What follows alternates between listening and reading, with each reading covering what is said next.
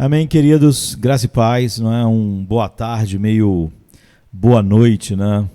É a nossa happy hour aqui e eu queria meditar com os irmãos em Zacarias, no capítulo 9. Queria começar com uma pergunta, não é? É possível Deus ser humilde? A palavra de Deus diz assim: eis que o seu rei está vindo para você, humilde e montado num jumento. Deus nos manda ser humildes, não é? Busque a humildade, diz Sofonias 2:3. Se revista da humildade, diz Paulo em Colossenses 3:12.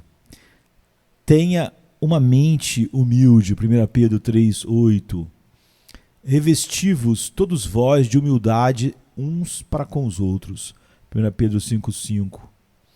Então a promessa de Jesus de que Deus exaltará os humildes nos ordena a humildade. Mateus 18:4, 23:12, Lucas 14:11, 18:14. E seus apóstolos também dizem: humilhai-vos, humilhai-vos. Tiago 4:10, 1 Pedro, primeira carta de Pedro 5:6. E, no entanto, a humildade, de acordo com o testemunho regular das Escrituras, não é algo que podemos simplesmente fazer. Ao considerarmos os exemplos positivos daqueles que se humilharam, por exemplo, Josias, o rei Josias, né, Ezequias, Roboão, Acabe, Manassés, bem como quando olhamos para os exemplos negativos daqueles que não se humilharam, Faraó, Amon, Zedequias, Belsazar, todos os reis, né? Tanto entre aqueles que se humilharam contra aqueles que não se humilharam. O que fica claro é que essa humilhação primeiro pertence à mão de Deus. Deus inicia a humilhação de suas criaturas. E uma vez que ele o fez, a questão que nos confronta é: você vai receber isso, não é? Você se humilhará em resposta à sua mão humilhante, a mão humilhante de Deus, ou você vai recalcitrar contra os aguilhões? Então, humilhai-vos, escreve Pedro, humilhai-vos sob a poderosa mão de Deus, 1 Pedro 5:6. Primeiro, desce sua mão, não é? Nos humilhando.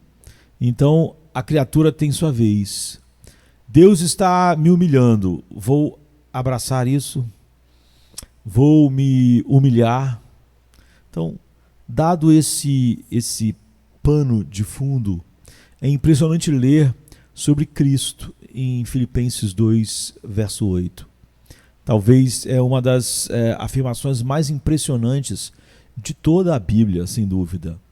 Ele se humilhou, né? O próprio Deus, totalmente divino e totalmente humano, na pessoa do seu Filho, humilhou-se. E isso então vale nossa meditação lenta e nosso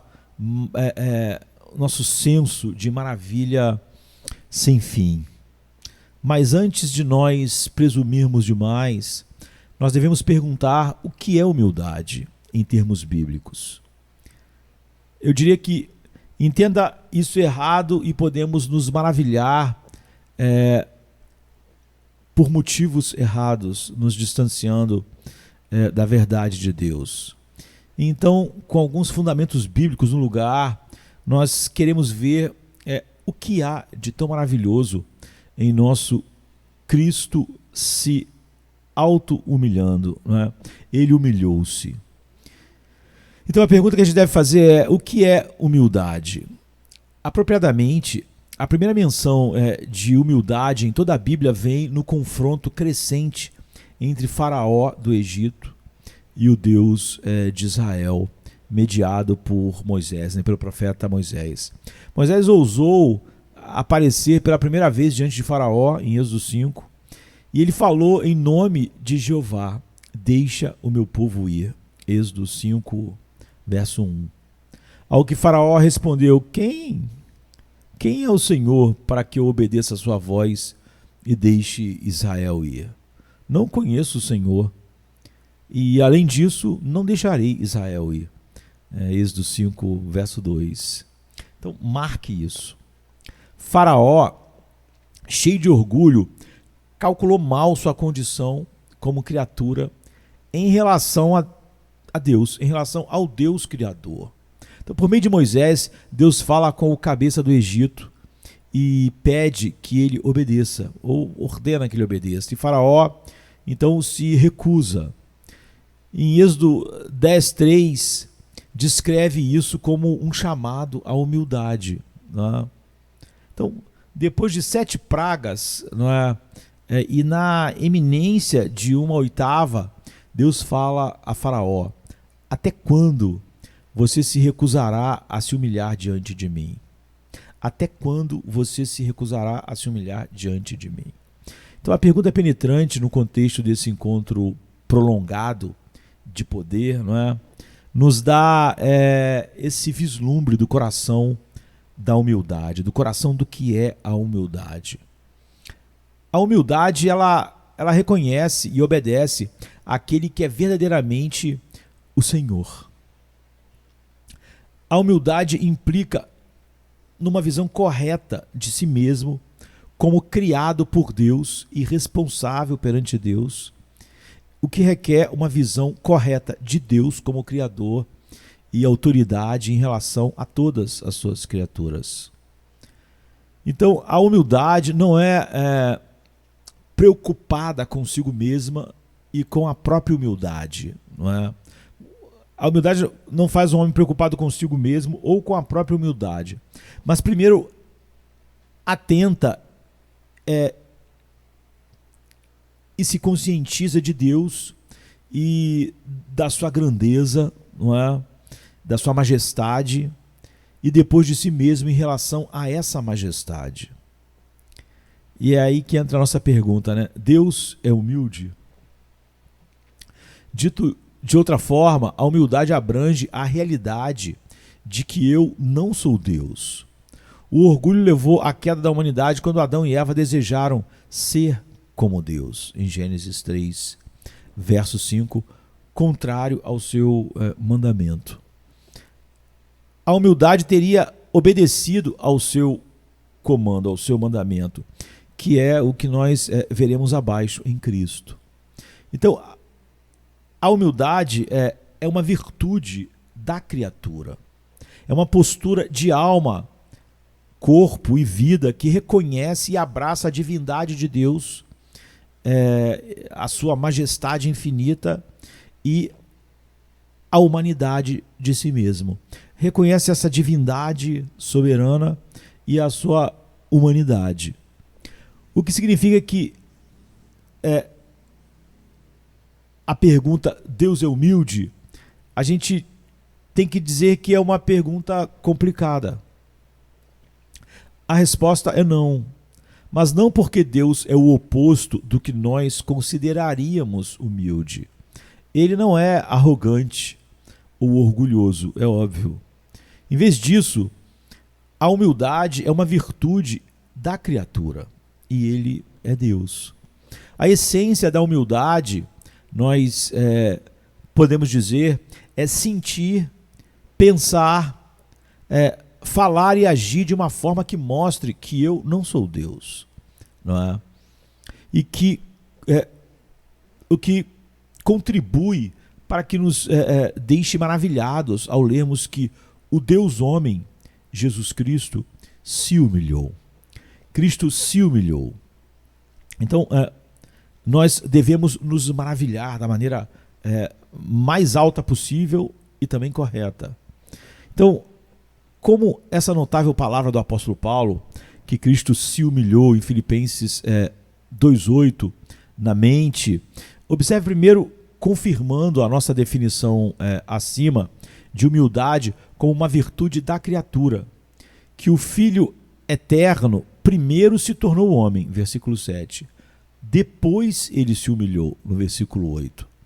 Então, o verbo que Paulo usa para captar a ação da encarnação não é humilhado, mas esvaziado, não é? Sendo na forma de Deus, ele, Cristo, né, Jesus, a segunda pessoa da Santíssima Trindade, ele não julgou ser igual a Deus algo que ele devia se agarrar, mas ele esvaziou-se a si mesmo, assumindo a forma de servo, tornando-se semelhante aos homens. Filipenses 2, 6 e 7. O movimento do céu para a terra, por assim dizer, é um esvaziamento, não é? O Filho Divino se esvaziou não da divindade, como se isso fosse possível, mas do privilégio de não ser humano, não fazer parte da criação, de não ser criatura, de não sofrer os limites e limitações de nossa finitude e as dores e aflições do nosso mundo caído, as limitações da criatura, né, no tempo, espaço. Ele poderia ter aprendido o privilégio divino de não estar sujeito. Ele poderia ter se agarrado ao privilégio divino de não estar sujeito às regras e realidades da criação. Mas, em vez disso, ele se esvaziou tomando a nossa humanidade. Não é? A gente tem que entender que ele nunca tomou a nossa humanidade caída, porque Jesus nunca foi um homem caído, ele era o homem perfeito, por isso ele pôde ser o nosso sacrifício. Mas tomar a nossa humanidade era um auto-esvaziamento, como nós explicamos. Então, o dele foi um esvaziamento não por subtração da divindade. Ele não se esvaziou subtraindo a divindade. Ele se esvaziou por adição da humanidade, adicionando a humanidade. Ele tomou a nossa humanidade. Então, ao se tornar obediente, isso nos mostra como isso se dá, né? Então, primeiro ele se tornou homem. Então, como homem, veio a virtude da criatura. Ele se humilhou. Ele se esvaziou, se tornou um homem e aí se humilhou. Paulo confirma o que aprendemos sobre humildade no exemplo negativo do faraó, né, em Êxodo 10. E achado na forma humana, humilhou-se a si mesmo, tornando-se obediente até a morte, e morte de cruz.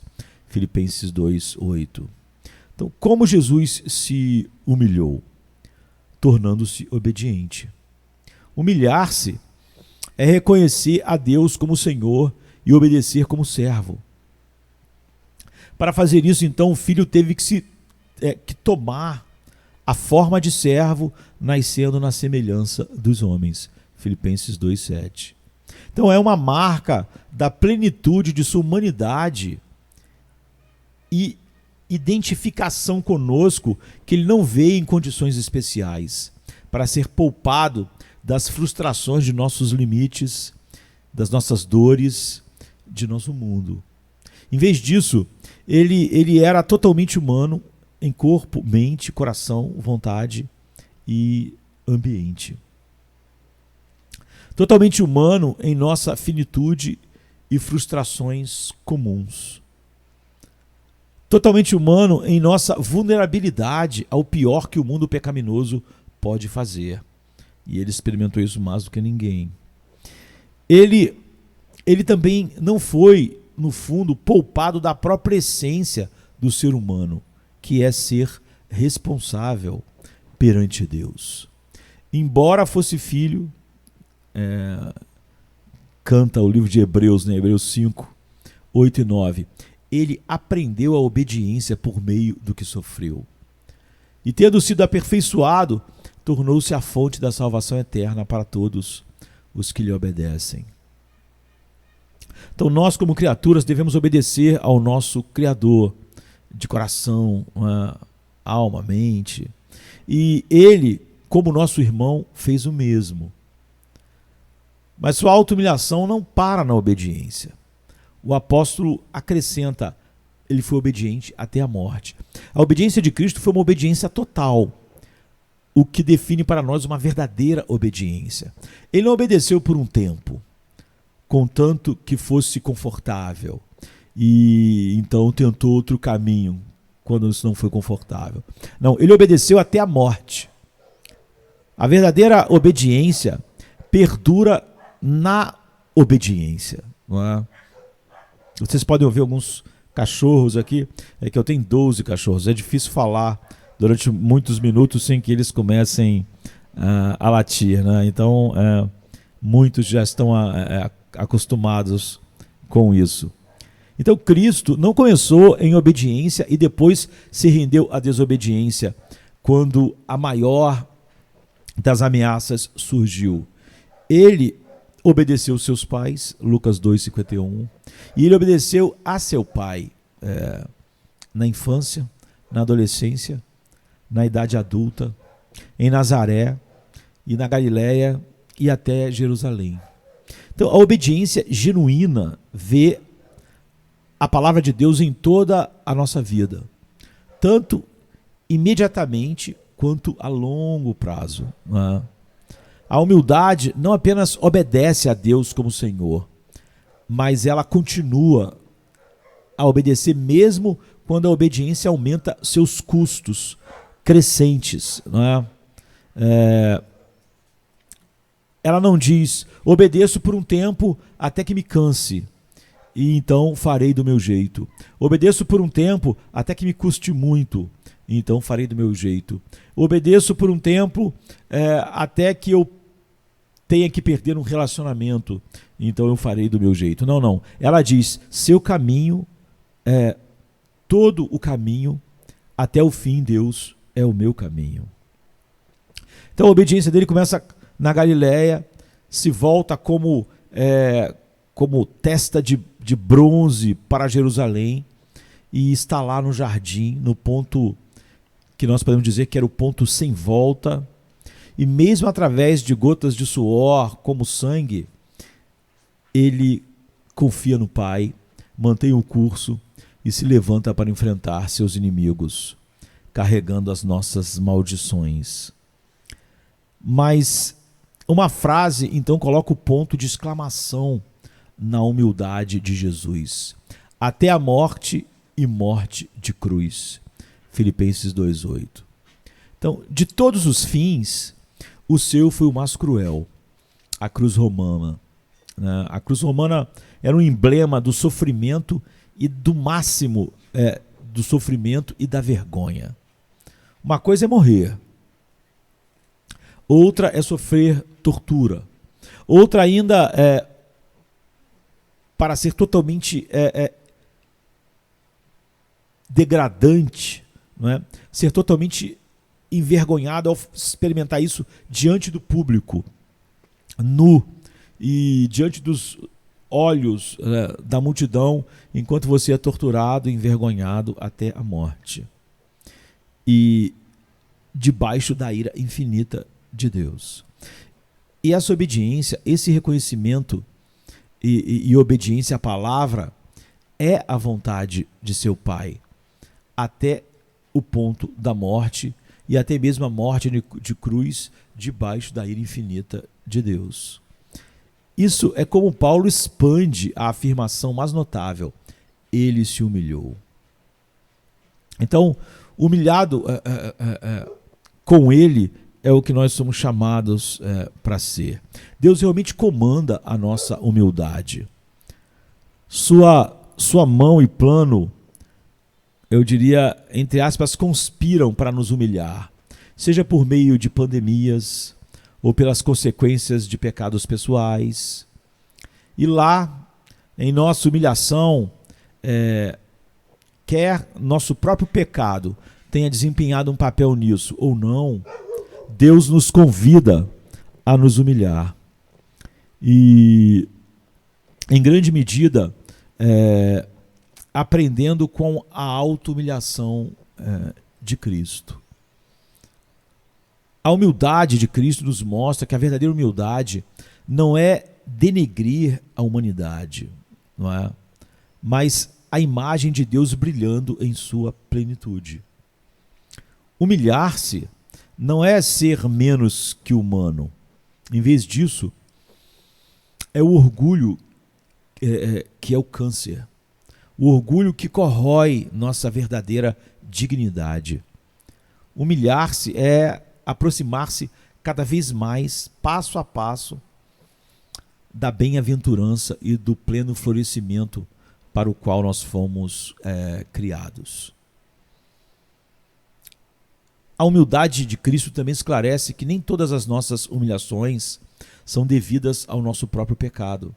Cristo não tinha nenhum, mas se humilhou. Às vezes, o arrependimento é o primeiro passo para a auto-humilhação. Outras vezes não é. Muitas vezes, nossa auto-humilhação pode vir em resposta à exposição de nosso pecado.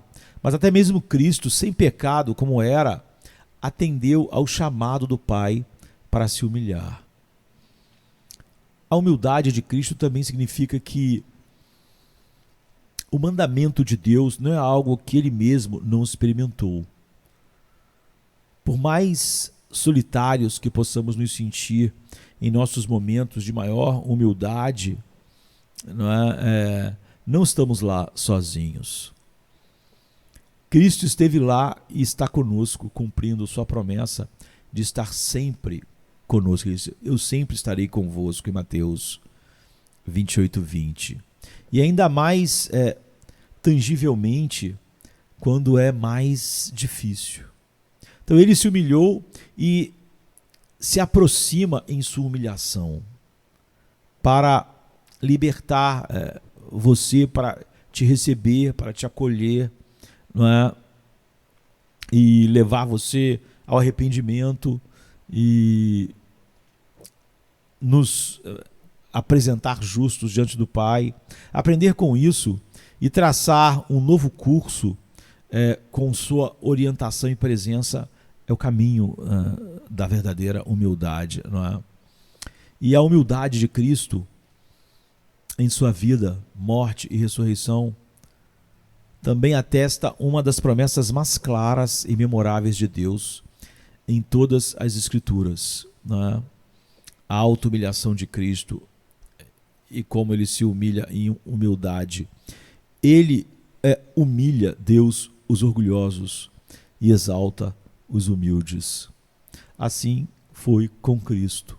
Ele se humilhou e Deus o exaltou soberanamente, né? Filipenses 2:9.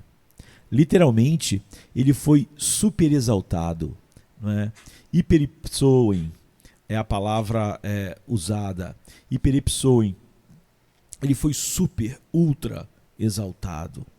E assim também nosso Deus, sem exceção, exaltará aqueles que são dele em Cristo.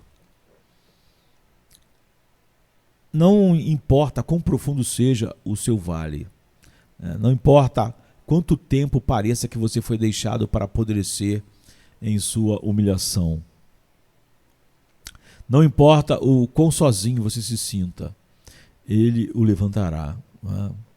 Em Cristo, você será super exaltado com o tempo. O favor de Deus para os humildes brilhará como o sol do meio-dia. Sua graça salvadora chegará e ele não deixará seus humilhados sem exaltação. Então Jesus, a segunda pessoa da Santíssima Trindade, primeiro se esvaziou e então se tornou homem. Como eu disse, ele se esvaziou por adição, né, e não por subtração. Ele não se esvaziou tirando algo da sua divindade, mas somando sua humanidade. E sendo homem, então ele se humilhou. Esse é um caminho maravilhoso, né? E se nós não entendermos isso, nunca entenderemos como a humilhação não nos faz menos humanos, mas mais o que o ser humano deve ser, não é?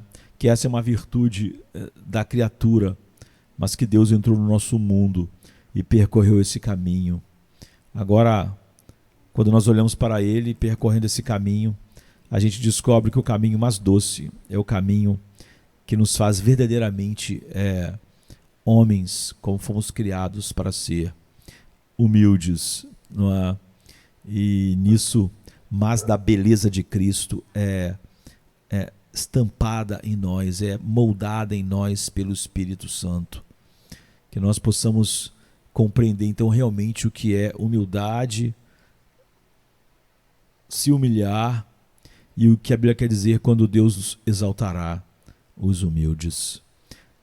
Essa é uma grande batalha, já que a essência do pecado é o orgulho e a falta de humilhação, não é?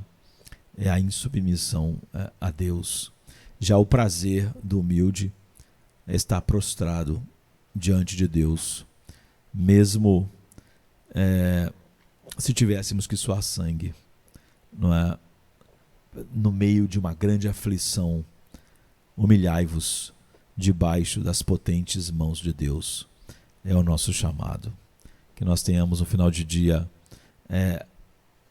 abençoado à medida que seguimos os passos de Jesus para baixo, para no dia que Deus quiser, Ele nos exaltar. Amém, queridos? Amém. Até a próxima.